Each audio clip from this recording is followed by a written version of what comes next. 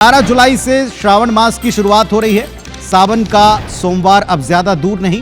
तकरीबन 8 दिन में भोले बाबा के हजारों भक्त हाथों में गंगा जल, कांधे पर कांवड़ लिए शिवालयों की तरफ यात्रा पर निकल पड़ेंगे और ये कांवड़ यात्रा सकुशल पवित्रता के साथ बिना विवाद के हो पाए, इसके लिए बीते कुछ वर्षों की तरह इस साल भी उत्तर प्रदेश और उत्तराखंड की सरकार ने कांवड़ रूट पर कुछ नियम तय किए। ये नियम जैसे पिछली बार सुर्खियों और विवादों में रहे, इस बार भी इस पर विवाद शुरू हो चुका है। जुबानी जंग छिड़ चुकी है। आतंकवाद जैसे आरोप भी इसमें जोड़ दिए गए। आखिर ऐसी क्या बात हो गई कि लोग इसे आतंकवाद से जोड़ रहे हैं और किस तरह का आतंकवाद बता रहे हैं? रिपोर्ट देखिए।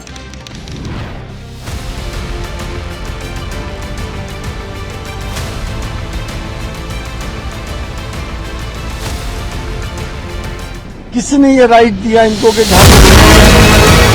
ये किसने इनको ये राइट दिया कि लोगों की पैंटें उतरवाएं? क्या इनमें और उन आतंकवादियों में कोई फर्क है जिन्होंने धर्म पूछ के पहलगाम के अंदर गोलियां मारी थी? ये भी एक तरह के आतंकवादी हैं और वो भी आतंकवादी थे। सावन सोमवार अभी शुरू भी नहीं हुए, लेकिन उसके पहले कांवड़ यात्रा पर तल्ख बयान आने शुरू हो गए। सपा नेता एसटी हसन उत्तर प्रदेश और उत्तराखंड सरकार के कांवड़ यात्रा के रूट और खानपान की दुकानों को लेकर जारी आदेश पर भड़क गए। दुकानदारों से धर्म पूछने वालों की तुलना आतंकियों से कर दी। ये धर्म के ठेकेदार नहीं है, ये देश के दुश्मनों से मिले हुए लोग हैं जो देश के अंदर शांति नहीं चाहते। किसने ये राइट दिया इनको कि ढाबों की चेकिंग करें? ये किसने इनको ये राइट दिया कि लोगों की पैंटें उतरवाएं? क्या इनमें और उन आतंकवादियों में कोई फर्क है जिन्होंने धर्म पूछ के पहलगाम के अंदर गोलियां मारी थी? ये भी एक तरह के आतंकवादी हैं और वो भी आतंकवादी थे।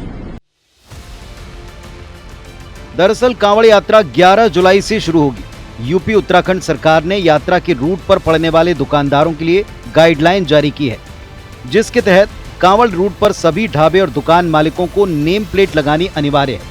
फोटो पहचान पत्र और सर्टिफिकेट भी लगाना होगा। यात्रा मार्ग पर खुले में किसी भी तरह का मांस बेचना प्रतिबंधित होगा। उल्लंघन करने पर 2 लाख रुपए तक का जुर्माना लगेगा।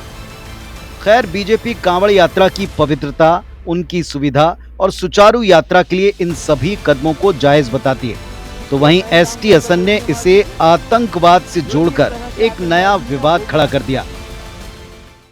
जब से योगी सरकार आई है, इन्होंने हमारी आस्थाओं का सम्मान करना शुरू किया है। क्या हिंदू की आस्थाओं का संरक्षण नहीं होना चाहिए? दुर्भाग्य से थूक जिहाद, पेशाब जिहाद, ये एक नया चैप्टर शुरू हो गया। ढाबे का नाम बदलकर हिंदू नाम रखोगे, जबकि मालिक जो है वो जिहादी है। ये स्वीकार्य नहीं है। ये लोग असल में संस्कृति को, साझा विरासत को नष्ट करना चाहते हैं। भक्ति में सरोवर जो लोग आते हैं, उनकी सेवा के अंदर सब लोग लगे रहते हैं। वो पूरा मुस्लिम बाहुल क्षेत्रों से गुजरते हैं, मुसलमान भी तमाम खड़े होकर के उनकी सेवा करने का काम करते हैं। इनको इससे भी परेशानी होती है। ये मोहब्बत का देश है, ये नफरत का देश नहीं है। देखिए, कांवड़ के रास्ते में बिरयानी का ठेला लगाना न जरूरी है न मजबूरी है। अब कुछ लोग जो है वो कहते हैं नहीं, हमारे लिए तो कांवड़ के रास्ते में ही बिरयानी का ठेला लगा के, बिरयानी की दुकान लगा के चिकन बिरयानी, मटन बिरयानी ही बेचेंगे। ये हमारे लिए जरूरी भी है, मजबूरी भी है। कांवड़ यात्रा को लेकर सियासत नई बात नहीं है। पिछले सालों में भी योगी सरकार इस तरह के आदेश जारी कर चुकी है। तब भी इस पर भारी बवाल मचा, बहस छिड़ी और मामला सुप्रीम कोर्ट तक पहुंचा। लेकिन इस बार पहचान की लड़ाई आतंकवाद तक पहुंची। अब सवाल है, व्यवस्था बनाने के लिए ऐसे कदम उठाना क्या आतंकवाद की श्रेणी में आता है? Bureau report, IBC 24।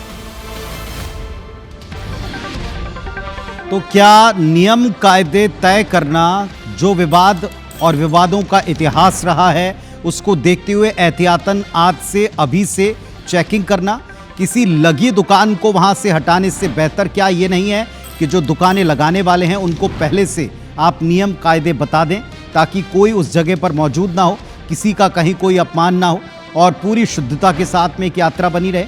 ये सवाल इस बार भी उठा। इसे आतंकवाद से जोड़ना क्या अतिशयोक्ति है?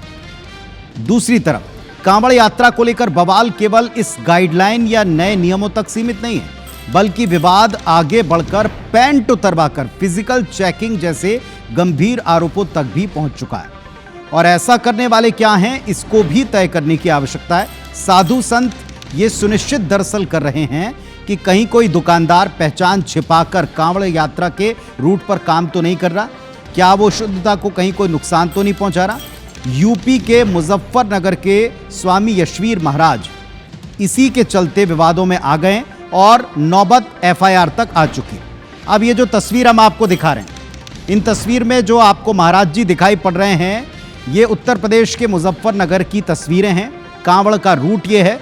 होटल, ढाबों और दुकान की चेकिंग करते ये जो शख्स आपको नजर आएंगे, भगवा वस्त्रधारी, बीच में झंडे वाले के ठीक बगल में और वाराह अवतार की एक तस्वीर लिए हुए, ये स्वामी यशवीर महाराज हैं। ये अपने तमाम अनुयायियों को लेकर के चेकिंग करने खुद ही निकल पड़े और ये तय कर रहे हैं कि कहीं कोई व्यक्ति फर्जी नाम पते से अपनी कोई दुकान तो यहाँ नहीं चला रहा। हालांकि स्वामी यशवीर का ये अभियान विवादों में है। इनके इसी अभियान पर और इसी तरह की चेकिंग पर ये इन महाराज जी के ऊपर आरोप लगा है कि ये न केवल लोगों से पूछ रहे हैं बल्कि उनके पैंट भी उतरवा रहे हैं। आरोप यह है कि पहचान साबित करने के लिए एक दुकानदार की पैंट उतरवाने की कोशिश की गई और इसके चलते पुलिस का नोटिस उनको सर्व हुआ है। 3 दिन में इस पर जवाब मांगा है और यशवीर ने इसके जवाब देने की बजाय दो टूक ये कहा है, चेताया है कि अगर इस मुद्दे को ज्यादा तूल दी गई, अगर उनकी गिरफ्तारी होती है तो इस पर बाकायदा आंदोलन होगा। अब क्या ये अति नहीं है? क्या इस तरह के मामले पर कोई सियासत होनी चाहिए? क्या इस तरह के मामले को लोगों के सेंटिमेंट से जोड़कर और हवा दी जानी चाहिए? सीधी बात है, प्रशासन को हक है, पुलिस को यह अधिकार प्राप्त है कि वो किसी भी शिकायत की तस्दीक करे, जांच करे। आम कोई भी शहरी, आम कोई भी नागरिक क्या किसी दूसरे नागरिक के कपड़े उतरवाकर उसकी चेकिंग का अधिकार रखता है? अगर ये काम पुलिस या कोई और अथॉरिटी करती है तो उस पर भी सवाल उठ सकते हैं, जबकि उनके पास चेकिंग के अधिकार हैं, इन्वेस्टिगेशन के पूर्ण अधिकार हैं। लेकिन क्या कोई महाराज किसी रूट के ऊपर जो कहा जा रहा है वो सच है या नहीं है, इसकी सत्यता के लिए किसी के कपड़े उतरवाए, किसी की पैंट उतरवाए, तो क्या आप इसे उचित ठहरा सकते? हालांकि एक सत्य ये भी है कि जैसे आतंकवाद को इससे जोड़ा गया तो ये बात सबको पता है कि बात नज़र में आते ही सीधे सीधे इनको एफआईआर करते हुए इनके ऊपर ये कहा गया कि आप 2 दिन के भीतर जवाब दीजिए और अगर जवाब नहीं दिया तो आगे आप पर एक्शन हो सकता है। तो अब क्या इस मुद्दे को और आगे बढ़ाना चाहिए, ये भी देखना है।